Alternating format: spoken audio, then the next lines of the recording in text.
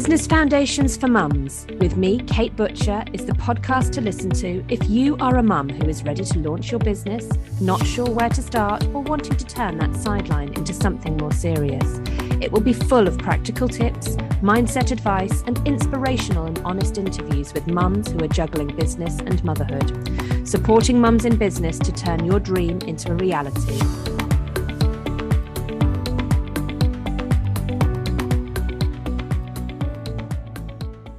And welcome to today's episode of Business Foundations for Mums. Today, I wanted to talk to you a little bit about business planning. Having a business plan is such an important part of business. Business plans are something that aren't just there if you need funding or if you need to present your business to somebody. It's something that's a working document for you to be using as a tool within your business, for you to be updating regularly, going back to and tweaking and planning. It is a plan of how you want your business to go. You've probably heard the analogy. I've definitely used it on this particular podcast before, but I've also used it in lots of other scenarios. The importance of a plan. If you were traveling, I live in the southeast of England, so if I needed to travel to, say, a wedding in Scotland, I wouldn't just get in the car today and go. I would plan when I would need to leave. When is the wedding? How far in advance do I need to travel? Do I need to travel by car, or could I potentially get a flight there? If I did get a flight, would I need to get a taxi at the other end? Or is it easy to get to by other methods of transport? I would need to plan if I did decide to drive. I'd need to make sure my car was roadworthy for the long journey. I would need to make sure that I had the right things with me, the right clothes, the wedding attire. There's all these plans that need to be made, and I'd need to plan my route, when I would need to leave. I've got children. This is Business Foundations for Mums. So I'd need to plan what's happening with the children. Are they coming to the wedding as well? Are we going on a family road trip? Or is this a case of me finding someone who can look after my children? Can my parents look after them while I go to this wedding? Is my husband coming with me? Is it something I'm doing on my own? What do I need to factor in? What do I need to take into consideration? And bear in mind that this is a plan. Just as with a plan to drive to a wedding in Scotland, the same applies to business, that the plan does not always go to plan. Things do not always go as you've anticipated or as you've wanted them to go. So just with a journey to Scotland, you might find that you end up in a queue of traffic on the motorway. There might be some roadworks that slow you down. Or even worse, you may end up getting into an accident or your car breaks down. Something might happen. And it's the same in business. Things don't always go to plan. You may end up having to take a diversion, do things differently to how you'd anticipated. But at least having that plan, you're heading in the right direction. You're heading in the direction of Scotland, or you're heading in the direction that you want your business to go in. So it's really, really important to have a business plan, whatever the reasons for your business. You don't need to just have a business plan because you're looking for funding or whatever it might be. So what do you need to include in your business plan? I do have a template, so you can find my business plan template. I'll make sure that the link to download the template is in the show notes in the description of this episode. But what things do you need to be including? You need an overall description of your business. You need to look at what your vision, your mission, and your values are for your business. Your vision is where you want it to be in 5 years' time or beyond that. Your mission is a really simple statement that says what your business does, how you do it, and why you do it. And your values are the core values that your business represents. And quite often there will be a lot of overlap between your own personal core values and those within your business, because actually ultimately our business is very much a part of us, isn't it? Really important. Is your business feasible? Is there a demand for your business? Do some market research. Go out there on Google, go out there on the different websites and social media platforms and find out whether there is the demand for your business. If there isn't any demand for it, if you're not finding much information out about it, that could mean two things. It could mean that the demand isn't there, that people aren't looking for what it is that you're putting out there. But equally, it could be that people have tried it and that no one has taken them up on it. Or it could be that it's a genius idea and no one's thought of it before. So do your market research. Look at how saturated the market is. If you're doing something that lots of other people are doing, Is it a really oversaturated market? Are you going to struggle to find customers because there's so many people doing that thing? Or the fact that there are so many people doing it, is that because there's a huge demand for it and there's always room for more? So have a really good look into those kind of things. As part of that, you also need to look at your competitors. Who are your key competitors? What is the key competition? What are the key comparisons between yourself and those competitors? Look at their social media platforms, look at their training, look at their websites, see if you can find out about their pricing. There's all sorts of really important elements to look at when you're looking at your competitor analysis. Another page that I really love in a business plan is to do a SWOT analysis.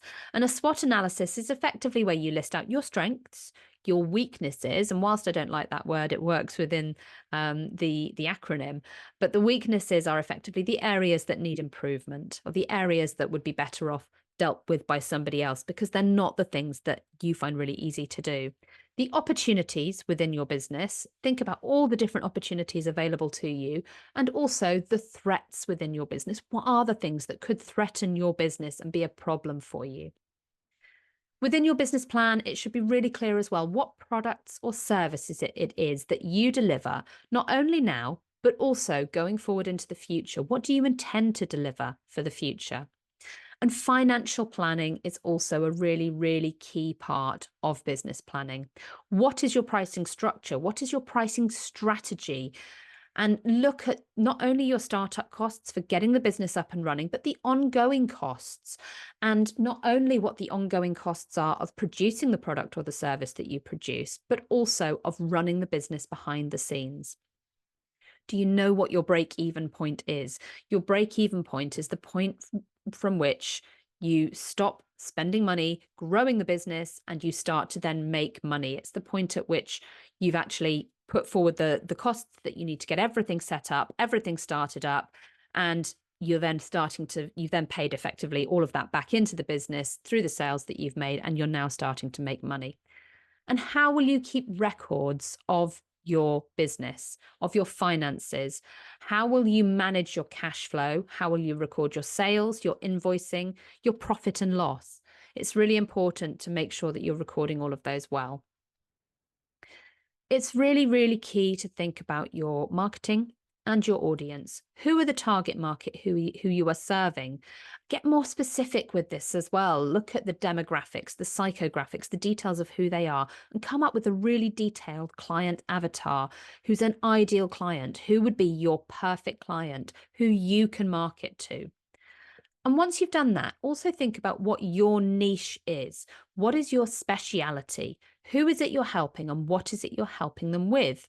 And equally, what's your unique selling point or your point of difference that makes you stand out from others in your market who are doing something similar? Have a think as well about your brand positioning. So your brand positioning is how you position yourself within the market to stand out. Do you stand out because you have amazing customer service? Do you stand out because you have a superior product? Do you stand out because your product is actually more affordable for people to buy? And once you have all of this information about who you're marketing to, about what makes your product stand out and different, you then need to actually get out there and market and sell that product. So you need to look at your marketing and sales strategy. Which channels are you going to market your product on? Your key marketing channels. It's really good to start by focusing on two. Once you've got those nailed, then you can start to expand to more. But think about not necessarily the platforms that you enjoy and that you spend time on. Think about where your target market will find you. Where will they be? Which platforms are they going to be on? It's also really important to look at your goals and your forecast for sales for the current financial year. So look at what your financial goal is, break it down into units per month, profit per year, and so on, and work out how much you need to make on a month-on-month basis to make your business feasible. What's your strategy going to be to achieve those goals? What will get you to these targets? Think about your pricing. Think about new products that you're developing. Think about how you're going to market and distribute that product, that service. Think about any partnerships that might help you with that as well. And it's really key to measure those. So your KPIs, your key performance indicators, or your measurements of how you're going to track and measure the success of any marketing campaigns that you have. You need to also look at the organizational structure within your business. What are the key roles within your business? And who is completing those roles within the business? Now, chances are when you get started, it's probably going to be you for all of them. But think about which roles could potentially be outsourced once you're in a position to do so. So things like Chief Executive Officer, Director of Marketing, Operations, Sales Manager, Marketing Manager, Customer Services Manager, Product and Services Manager, Research Manager, Director of Finance, HR Manager. So they could be roles that you can develop within your business, but equally you can be outsourcing some of those. So rather than a Director of Finance, you might have an accountant, but then as you grow, you might need both of those things. So thinking about who completes each of those roles, which are the first things you will outsource when you're in a position to do so. And think about the operations and the specifics around how you operate within your business, where you conduct your business, what hours you work, any specific processes that you have in place. Can any of them be put into an operations manual? You need to take into account legal and compliance considerations as well. These include insurance, any licenses that you might need, tax registrations, business registrations, trademarks. Within the industry that you're in, are there any specific industry standards or marks that you need to get?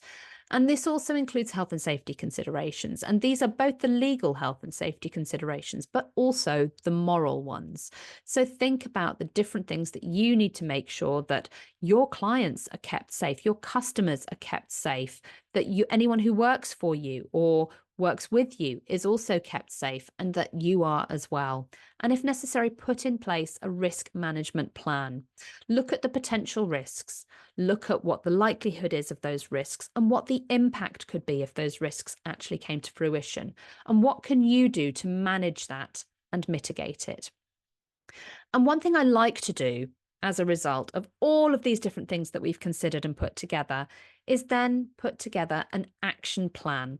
So an action plan is where you sit down and you look at all of the different things that you have looked at within that business plan, and you take forward some key goals for the next financial year that will help you to make a plan of how you're going to be going forward over the next year. What are the key actions you need to take to drive your business forward in the way that you want it to go so that it will follow that plan? Hopefully you found this useful, and I look forward to hearing all about your business plan. So let me know if you have a business plan that you want to complete. Let me know if you're interested in sitting down and talking about a business plan. I do one-to-one sessions where you can go over a business plan and we sit together, and you can book in to spend some time with me creating your business plan. But like I said, also you can download that template of the business plan from the link that's in the show notes.